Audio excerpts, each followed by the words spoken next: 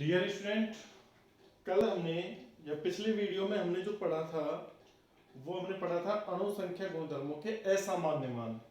और असामान्य मान क्या होते हैं? जब विलय के अणुओं का संयोजन या वियोजन होता है तो विलयन में विलय के कणों की संख्या का मान परिवर्तित हो जाता है और संख्या का मान परिवर्तित होने से अणुसंख्यक गुणधर्मों के भी मान सामान्य मानों से अलग प्राप्त होते हैं। उन्हीं मानों को अपन क्या बोलते हैं? असामान्य या प्रेक्षित मान। और वहीं से एक फैक्टर अपने गुणांक के काम में आया था, वांट हाफ गुणांक। वांट हाफ गुणांक क्या होता है? प्रेक्षित मान, अणुसंख्यक गुणधर्मों के प्रेक्षित मान और सामान्य मानों का अनुपात। अणुसंख्यक गुणधर्मों के प्रेक्षित मान और सामान्य मानों का अनुपात। अब अपन क्या करेंगे? वांट हाफ गुणांक ज्ञात कैसे किया जाता है? आज हमारा जो टॉपिक है वो वांट हाफ गुणांक पर ही है। वांट हाफ गुणांक, वांट हाफ गुणांक वियोजन होने पर कैसे ज्ञात किया जाएगा और संयोजन होने पर कैसे ज्ञात किया जाएगा, यही चीज अपन पढ़ेंगे। तो देखिए, पहले तो अपन देखते हैं वियोजन, कि कोई विलय है जो वियोजित होता है विलयन में तो उसकी कणों की संख्या बढ़ेगी। वियोजित होता है तो कणों की संख्या बढ़ेगी। तो वियोजन की मात्रा से ये निर्भर करता है। तो उसके लिए अपन वांट हाफ गुणांक का क्या फॉर्मूला बनाते हैं? पहला है हमारा टॉपिक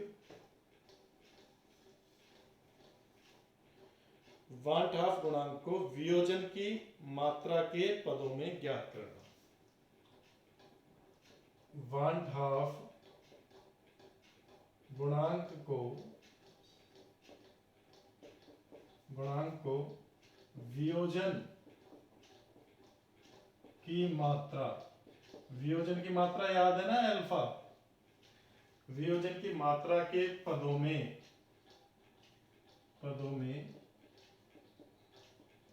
ज्ञात करना।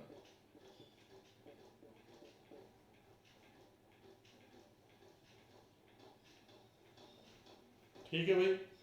मान लीजिए कोई ये ए विलय है जिसका मैंने t बराबर 0 पर 1 मोल लिया।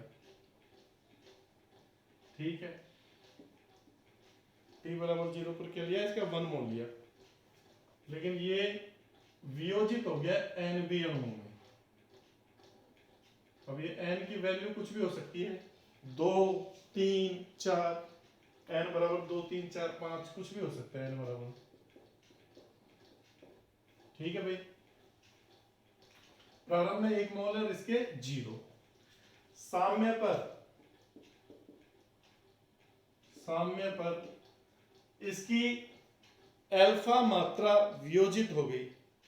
अल्फा मात्रा क्या हुई है? वियोजित। तो 1 माइनस अल्फा। अब इसकी 1 में से अल्फा मात्रा वियोजित हो गई तो ये कितने बन गए? n alpha. ये कितने बन जाएंगे आपके? n alpha. n number of mole मान सकते हो, अणुओं की संख्या मान सकते हो। तो अब देखो यहां पर सैद्धांतिक वैल्यू, थ्योरेटिकल वैल्यू अगर मैं कणों की संख्या की लूं तो वो क्या आएगा? 1 मोल। वो क्या आएगी? 1 मोल, नंबर ऑफ ए। और अगर मैं प्रेक्षित मान लूं तो वो क्या आएगा? साम्य पर तो देखो, विलय के कणों का सैद्धांतिक मान या सामान्य मान क्या है? 1 मोल। ठीक है, 1 मोल।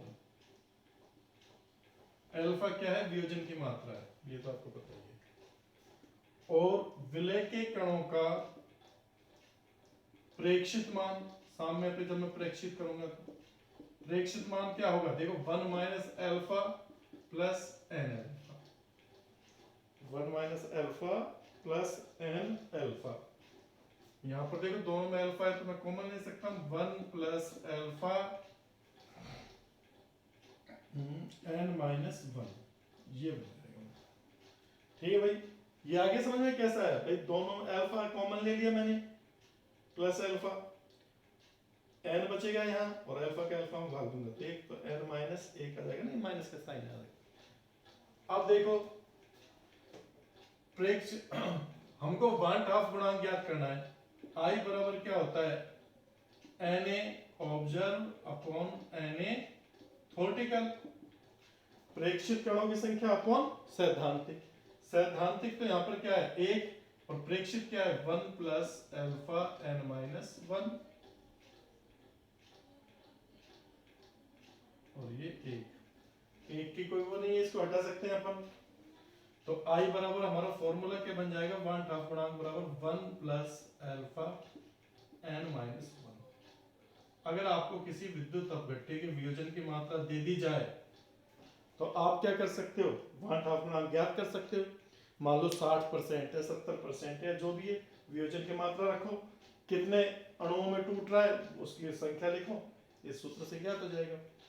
मान लो आपको अल्फा ज्ञात करवाए हो, 1/2 गुणांक दे दे, इंपॉर्टेंट फॉर्मूला इसको याद रखना है भाई, वो 1/2 गुणांक की वैल्यू दे दे, n की वैल्यू दे दे, अल्फा ज्ञात करवाए हमसे, तो अल्फा बराबर क्या होगा, देखो इस एक को इधर लाऊंगा तो i माइनस 1 हो जाएगा, ये इधर आ जाएगा, उसके बाद ये बटा में चला जाएगा n माइनस 1। तो ये दो फॉर्मूले बन गए, दोनों याद रखें आपको।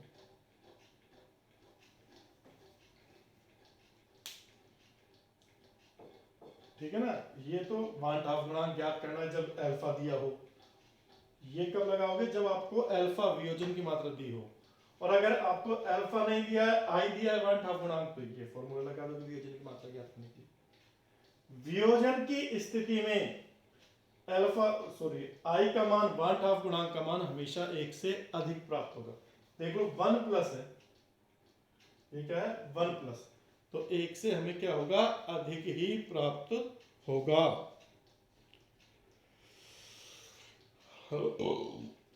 अब इसके बाद अगला देखते हैं अपन, संयोजन। ये याद रखना, वियोजन की स्थिति में I इज मोर देन 1, कब, संयोजन की स्थिति में। कुछ को समझ में नहीं आ रहा तो एक आधा एग्जांपल ले लो कि सर ये क्या कर रहे हैं, हमें कुछ समझ में नहीं आ रहा।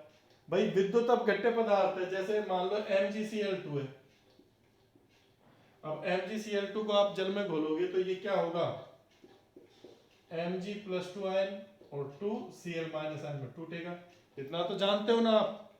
वियोजित हो गया मैग्नीशियम क्लोराइड। मान लो यहाँ तो इसका 1 मोल लिया, इस 1 मोल से मैग्नीशियम प्लस 2 का 1 मोल मिलेगा, लेकिन क्लोराइड आयनों के 2 मोल, तो टोटल मोल तो 2 प्लस 1 3 हो गए ना, तो ये n की वैल्यू आ गई 3, n की वैल्यू क्या आ गई 3। अब मान लो तुमको वो कह दे कि ये तो 60% वियोजित हुआ या ये 50% वियोजित हुआ, तो आप I ज्ञात कर सकते हो। I बराबर क्या होगा 1 प्लस अल्फा n माइनस 1। आपके पास ये है अल्फा, वो देगा सवाल में आपको कि 50% है, 30% है, 10% है, कितनी है, जो भी है 50/100 कर लो, 50% है तो 50/100, और यहाँ क्या आ जाएगा 3 माइनस 1। हाँ भाई ये क्या हो जाएगा 1, इधर क्या आ जाएगा आपका 2, और 3 में से क्या 2 2 नहीं 4, ये करना सॉरी 1/2 होगा ना, ये 3 में से क्या 2/2, तो आपको ये आ जाएगा 1 प्लस 1 2, तो 2 आ गई आई की वैल्यू। मैंने कहा था वियोजन होने पर आई का मान 1 से ज्यादा प्राप्त होगा, तो यहाँ पर आई का मान क्या प्राप्त हुआ है 2 प्राप्त हुआ है अपन को। आया समझ में। वियोजन कहाँ होता है, जब विद्युत अपघट्यों को जल में घोलते हैं, जब विद्युत अपघट्यों को जल में घोला जाता है तो वियोजन होता है। और कुछ कार्बनिक पदार्थ ऐसे होते हैं जिनका संगुणन होता है, हाइड्रोजन बंध बनने के कारण वो संगुणित हो जाते हैं। ठीक है ना, अभी न्यूमेरिकल करेंगे वहां पे और ज्यादा समझ में आ जाएगा, पर ये दोनों फॉर्मूले बहुत इंपॉर्टेंट है, फॉर्मूले याद रखने। इसका स्क्रीनशॉट ले लीजिए आप,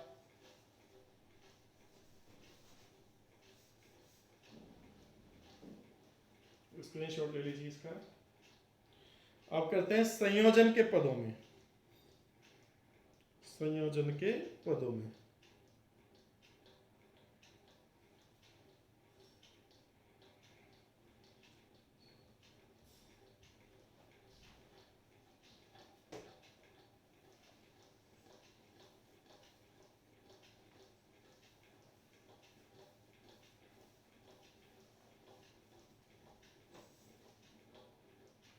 वियोजन के स्थान पे अब क्या लगा देंगे? संयोजन।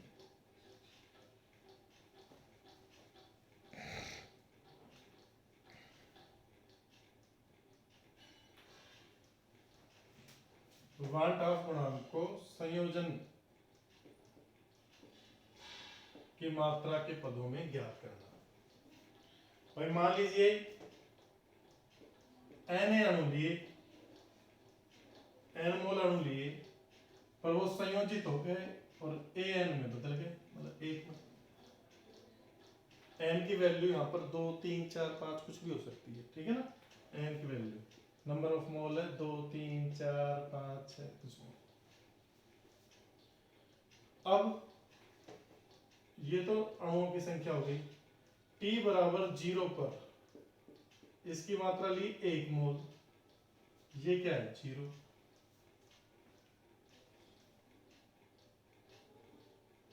ये क्या हो गया? 0। साम्य पर इसकी अल्फा मात्रा क्या हो गई? संयोजित, 1 माइनस अल्फा। अल्फा मात्रा क्या हुई है? संयोजित। अब अल्फा मात्रा इसकी संयोजित हुई है तो इसके अल्फा अपॉन n मात्रा बनेगी। संयोजन की मात्रा में n का ही क्या लग जाएगा? पार्ट, जितने अणु जुड़े हैं। तो वही चीज सैद्धांतिक मान तो क्या हो गया? अणुओं का सैद्धांतिक मान तो क्या है? 1 मोल, प्रारंभ में 1 मोल लिया। और आपका जो प्रेक्षित मान है, प्रेक्षित मान वो क्या हो गया? 1 माइनस अल्फा प्लस अल्फा बटा n। ठीक है, यहां पर अपन क्या कर सकते हैं? अल्फा को कॉमन ले सकते हैं, 1 प्लस अल्फा, ये आएगा 1 अपॉन n माइनस 1, ये फॉर्मूला, ठीक है ना। अब वांट ऑफ गुणांक बराबर क्या होता है? an observed upon an theoretical, मतलब एक ही प्रेक्षित मात्रा अपॉन सैद्धांतिक मात्रा। प्रेक्षित मात्रा कितनी आई आपकी? 1 plus alpha 1 upon n minus 1, और ये 1, इस वन को रखने की कोई वैल्यू नहीं है। i बराबर क्या हो जाएगा आपका?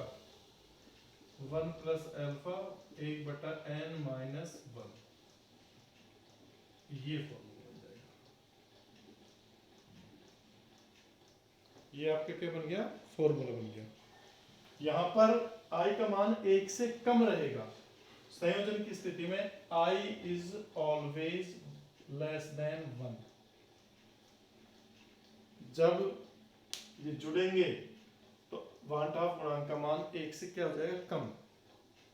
सामान्य मान में i बराबर क्या होता है? 1। जुड़ने पर i का मान 1 से कम, वियोजित होने पर i का मान 1 से ज्यादा। अब देखो, अगर वो अल्फा पूछे तो अल्फा का फॉर्मूला बना लो।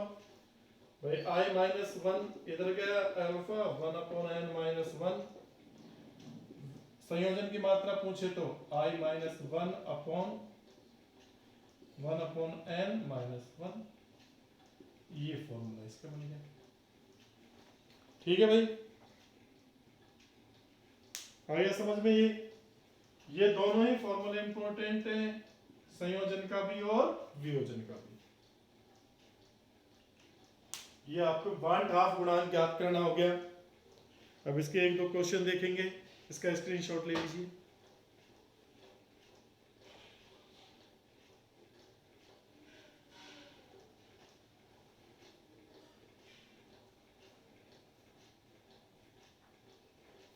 स्क्रीनशॉट ले लीजिए इसका।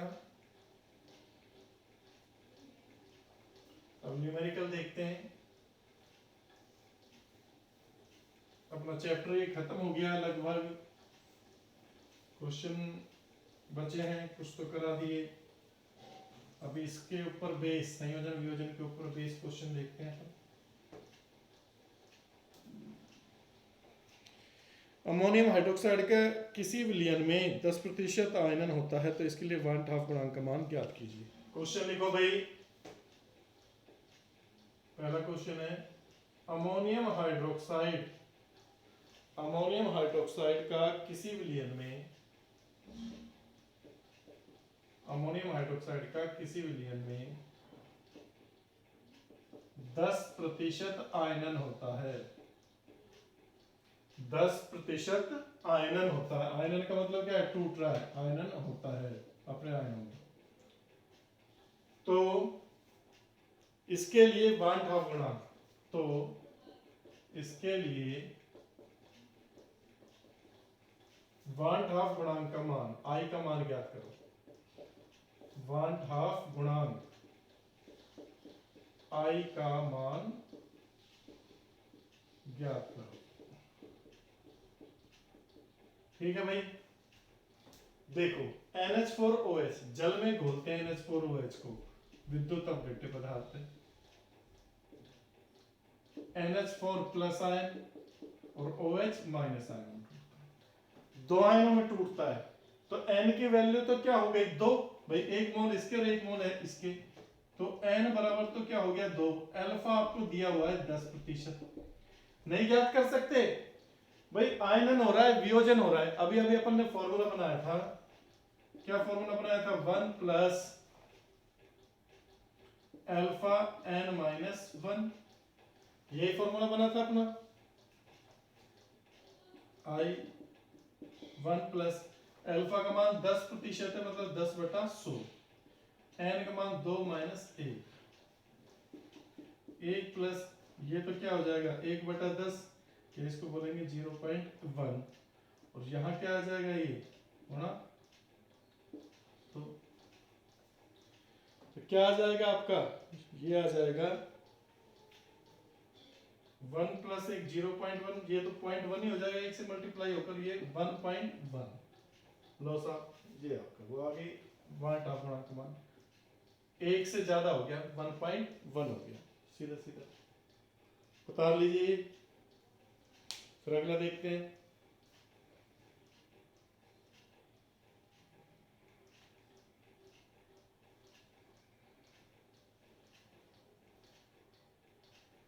आगे देखो, उतार लिया है, स्क्रीनशॉट ले लो इसका।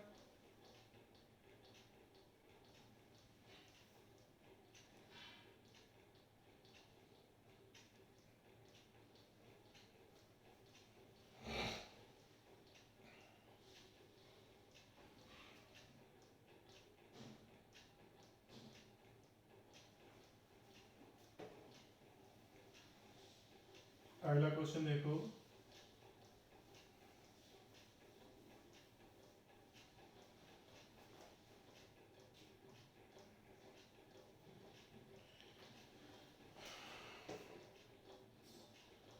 K4FeCN6 पोटेशियम हेक्सासाइनोफेरेट, K4FeCN6 का 80% वियोजन होता है। K4FeCN6 का 80% वियोजन होता है, वियोजन होता है। तो आई का मान ज्ञात करो। 1/2 गुणांक का मान ज्ञात करना है इसमें भी। तो पहले तो इसको तोड़ो। देखो ये कैसा यौगिक है? संकुल यौगिक है। संकुल यौगिक तोड़ने का तरीका अलग होता है। ये इसका धनायनिक पार्ट है, ये ऋणायनिक पार्ट है, तो धनायनिक पार्ट अलग और ऋणायनिक पार्ट अलग कर दो। ये तो 4K प्लस, और ये क्या आ जाएगा? ये पूरा एक संकुल जो भाग है वो पूरी एक इकाई के रूप में कार्य करेगा। ये हो जाएगा FeCN6 -4। भाई टोटल +4 चार्ज है, तो इधर क्या जाएगा? -4। धनावेश और ऋणावेश बराबर तो रहेंगे ना। अब देखो इसके लिए n की वैल्यू क्या आएगी? n बराबर 4 प्लस ये पूरा 1 है, तो 5। n की वैल्यू 5 आ गई, वही फॉर्मूला लगा दो, i बराबर 1 plus alpha n minus 1, i बराबर 1 प्लस एल्फा, एल्फा 80% है तो 80 बटा 100 कर दो, इधर क्या करो 5 माइनस 1, एक जीरो से एक जीरो कट गई है, ये आपके क्या हो गया 0.8, और इधर ये 4, तो 8 चौक 32, 1 प्लस 3.2 4.2, आई का मान कितना है 4.2। मतलब जितना ज्यादा आयनों में वियोजित होगा उतना ही ज्यादा वांट हाफ गुणांक का मान होगा, ठीक है ना। वियोजन की मात्रा 80% है, ज्यादा वियोजित हो रहा है, आयनों भी ज्यादा बन रहे हैं। अब देखो ये आई किसको चेंज करता है, अणुसंख्या गुणधर्म को। मान लो इसमें वो आपसे पराशर दाब पूछता है, या वो आपसे वाष्प दाब में अपेक्षिक अवनमन पूछता है, या कुछ भी पूछता, तो आप क्या करते, जो आपके सामान्य गुणधर्म में सामान्य फॉर्मूला लगाया उसको आई से गुणा कर देते। जैसे यहाँ पे पाई पूछता तो मैं क्या कर देता, पाई बराबर आई गुणा सी एस टी, आई की वैल्यू मेरे पास यहाँ आ गई, ये सांद्रता और वो दी हो, इसकी सांद्रता और दी हो तो मैं निकाल देता, एस की वैल्यू फिक्स होती है 0.0821, टेम्परेचर हो देता है, ठीक है ना। इस तरह से ये ज्ञात करना है। और देखो एक और क्वेश्चन देखो, एसिटिक अम्ल का 60% द्विलकीकरण हो जाता है तो आई का, ये संयोजन पर आधारित है। एसिटिक अम्ल का बताया था ना, दो अणु मिलकर एक अणु की तरह बिहेव करते हैं, दो अणु मिलकर एक अणु की तरह बिहेव करते हैं एसिटिक अम्ल के। तो क्वेश्चन है ये,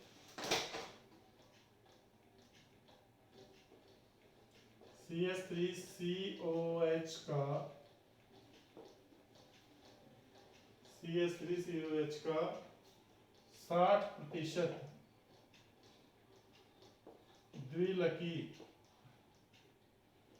द्विलकीकरण होता है, तो वांट हाफ गुणांक का मान ज्ञात करना है। किसका मान ज्ञात करना है, वांट हाफ गुणांक का।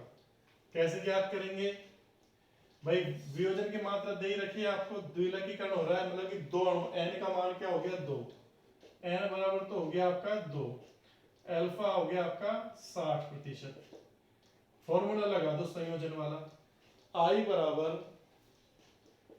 1 प्लस एल्फा 1/n माइनस 1, यही फॉर्मूला बनाया था ना, एक अल्फा का मान 60/100, 1/n 1/2 माइनस 1, तो ये क्या आ जाएगा, माइनस का हाफ ही आएगा, इधर ये एक जीरो से एक जीरो कट गया, ये 1 प्लस 0.6 आ जाएगा, इनटू ये माइनस हाफ, माइनस हाफ का मतलब ये तो माइनस का 0.3 हो जाएगा, तो एक में से भी 0.3 जाएगा तो कितना आ जाएगा 0.7, ये माइनस का हाफ है, इससे मल्टीप्लाई करोगे तो ये 2 से काटोगे तो 0.3 होगा, पर किसका, माइनस का, तो 1 माइनस 0.3 0.7। मैंने कहा था ना संयोजन होने पर आपका आई का मान, वांट हाफ गुणांक का मान 1 से कम हो जाता है, कम हो गया, फिर इस तरह से आई का मान ज्ञात किया जाता है। ये चैप्टर आपका खत्म हो गया बच्चों, और अब अपन जो देखेंगे वो इसकी प्रॉब्लम देखेंगे, चैप्टर की क्या देखेंगे अपन, प्रॉब्लम देखेंगे। ये चैप्टर खत्म हो चुका है।